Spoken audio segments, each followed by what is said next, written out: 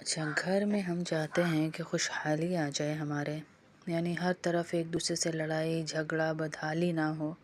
خوشحالی ہو، تو کم از کم 10 منٹ سارے گھر والے، اگر سارے نہیں بھی مانتے، ظاہر مزاج سب کے الگ الگ ہیں، تو جو لگا ہوا بندہ ہے وہ 10 منٹ بیٹھ کے کم از کم، پورے ہفتے کے یہ وظائف بتا رہی ہوں، جو آپ 10 منٹ بیٹھ کے روزانہ کا کریں گے اور بعد میں اس کے بعد دعا کریں گے، تو انشاءاللہ اللہ سے امید ہے کہ اللہ پاک اس گھر میں خوشحالی ہی لائیں گے۔ آتے جاتے بیٹھے بیٹھے دعائیں کریں، بزرگ جو ہیں وہ بھی، جو لگے ہوئے لوگ ہیں وہ بھی۔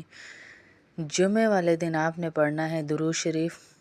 10 منٹ، کم از کم 10 منٹ درود شریف۔ جو جمعے والے دن پڑھتا ہے، اللہ کے نبی صلی اللہ علیہ وسلم کے پاس ایک خوبصورت ٹرے سجا کے ہمارے نام کی پرچی کے ساتھ بھیجا جاتا ہے۔ سبحان اللہ ہیں جی،